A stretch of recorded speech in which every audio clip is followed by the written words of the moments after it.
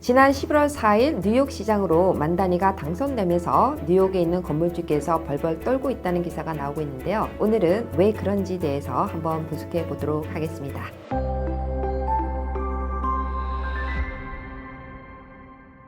이번 11월 4일 뉴욕시장으로 당선된 만다니께서 선거 공약으로 내놓았던 임대료 규제법에 관한 내용이 있었는데요. 그 내용 때문에 현재 뉴욕에 있는 건물주께서 상당히 노심초사 염려하는 모습이 있는 것 같습니다. 19년도에도 똑같은 현상이 있었는데요. 실질적으로 연방정부에서는 규제 완화 그리고 감세 정책이었고 지방정부에서는 반대적으로 규제를 강화하고 세금을 늘린다는 그런 내용이 있었는데, 거기에서 우리가 반드시 알아야 되는 게 뭐냐면은 임대료 규제법이라는 거 그 자체가 사실 시장에 어떻게 영향을 줄 것이냐. 만다닌 뉴욕 시장 당선인께서도 임대료를 동결하겠다라는 내용이 어떻게 보면은 선거에서 가장 큰 역할을 했고, 그랬기 때문에 강조를 했던 것 같습니다. 뉴욕시 같은 경우에는 대부분이 이런 건물주보다는 세입자분들이 좀 더 많았기 때문에 선거적인 표심을 얻기 위해서는 아무래도 뉴욕시에 살고 있는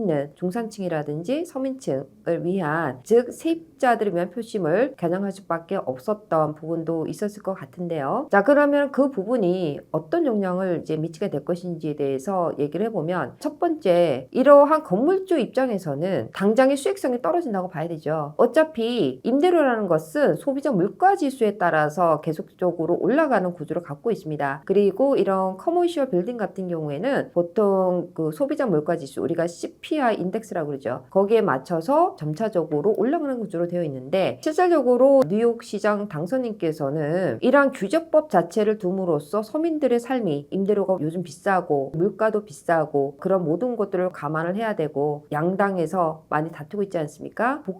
감소 이런 부분들을 고려했기 때문에 나온 하나의 정책이었다라고 볼 수가 있는데, 그러나 이제 그것이 어떤 부동산 시장에서 봤었을 때는 일단은 랜로드 입장에서는 수익성이 감소되죠. 그럼 수익성이 감소되면은 내가 갖고 있는 건물이 나한테 짐이 될 수도 있다. 그 말은 무슨 말이냐? 일단은 어떤 건물을 갖고 있으면, 특히 뉴욕 같은 경우는 건물이 새 건물보다는 오래된 건물들이 많지 않습니까? 그러면은 유지 관리 비용 그리고 수리 비용, 경우에 따라서는 완전히 교체하는 이런 리플레이스먼트, 이런 경우들이 생기는데, 임대료 자체를 수입으로 받아서 그러한 것들을 관리를 해오고 있는 상황 속에서 임대료가 소비자 물가 지수 감안해서 정기적으로 올라주지 않는다면 모든 물가는 우리가 어차피 인플레이션율에 따라서 오르는 거 아닙니까? 그럼 결론적으로는 관리 자체를 제대로 할 수가 없다. 그리고 건물이 더 노후화가 되는 것이고, 그리고 건물에 대한 가치가 떨어질 수 있다. 그리고 또 나아가서는 새로운 건물을 지어서 임대를 하려고 하는 경우, 또는 기존의 낡은 건물을 리노베이션을 해서 다시 임대료를 올려서 가치를 상승할 수가 있는 밸류 애드, 이런 투자 방식에서는 다시 큰 타격이 올 수밖에 없는 거죠. 그러면은 결론적으로는 짓고자 하는 임대용 주택에 대한 개발 자체는 신규 허가 건수가 줄어들 것이고, 그럼 공급량이 서서히 줄어들게 되는 것이죠. 그리고 기존의 건물을 갖고 있는 사람들 역시 이런 유지관리, 보수, 수리 이런 문제들이 계속 있다 보니까 건물이 어떻게 되겠어요? 관리가 제대로 안 되니까 결론적으로 노후화가 되면서 가치가 떨어지는 형국이 될 것이다. 아무래도 이런 랜로드 입장에서는 임대료 규제법 자체가 부담이 될 수밖에 없습니다. 그러면 어느 정도 동결된다고 가정한다면, 일단은 그 건물주 입장에서는 세 가지 방법을 아마 생각해 볼 수 있을 것 같습니다. 첫 번째는 이것이 공공주택일 경우에 한해서라면, 이런 아파트라든지 다세대 주택을 갖고 있는 건물주 같은 경우에서는 그거를 빨리 팔아서 다른 유형의 건물로 갈아타기는 할 수 있겠다. 두 번째는 수익성이 떨어지니까 수익성이 좀 더 많이 될 수 있는 지역으로 다시 재투자를 할 수가 있겠다. 그럼 어찌됐든 간에 기존 건물을 팔던 어차피 갈아타기는 필수적으로 있을 수밖에 없다. 단기적으로는 어차피 이렇게 갈아타기를 하시는 분들, 갈아타기를 하시는 건물주들이 시장에 이러한 건물을 많이 내놓게 되면 수요 대비 공급이 많아질 경우는 가격이 내려갈 수 있다. 있다. 반대적으로 우리가 좀 더 중장기적으로 봤었을 때는 결론적으로 공급이 부족하니까 가격이 또 올라갈 수 있겠다. 이렇게 또 볼 수가 있는 거죠. 우리가 이런 가격의 결정은 경제학자도 맞출 수가 없는 것이 미묘하게 너무나 많은 변수들이 엮여 있기 때문에 수요와 공급 하나만으로 우리가 가격을 결정할 수 있다. 그런데 거기에 미치는 영향들이 너무나 많다는 거죠. 그럼 여기에서 우리가 또 봐야 되는 거는 2019년도의 일례를 한번 보자는 거죠. 2019년도의 일례를 봤었을 때도 현재와 거의 비슷했다. 2017년 트럼프 1기 때 세제기획법이 나왔죠. 그러면서 2019년에 똑같이 임대료 규제법이 나왔습니다. 지방정부 차원이죠. 그럼 연방정부와 관련은 정책이랑 그리고 지방정부가 관련 정책이 완전히 충돌되는 구조였다. 방향이 완전히 반대 방향이지 않습니까? 그럴 경우에 어떤 현상이 있었냐면요. 일단은 건물주 입장에서는 세제 혜택이 좋으니까 어떻게 기업을 운영을 하려고 그래도 일단 당장의 수익성이 떨어지면은 세제에 대한 혜택은 생각할 수가 없는 거죠. 어차피 수입이 되고 그 수입이 되어야지만이 그 수입에 따른 세제 혜택을 볼 수 있는 거 아니겠습니까? 그렇기 때문에 뉴욕을 떠나는 사람들이 있게 된 거죠. 그래서 제가 선벨트 영상 부분에서도 말씀드렸지만 2017년 세제 개혁법 이후로 기관 투자자라든지 대부분의 어떤 고소득 투자자들이 선벨트 지역으로 많이 온 경우가 있었다라는 얘기를 했었습니다. 그것이 지금 뉴욕에서 있었던 2019년 임대료 동결, 임대료 규제법 때문에 결론적으로는 수익성이 창출되지 않았기 때문에 수익성을 상실할 수 있는 좀 더 나은 지역으로 오다 보니 이런 선벨트 지역으로 몰리게 된 하나의 근거가 됐었다.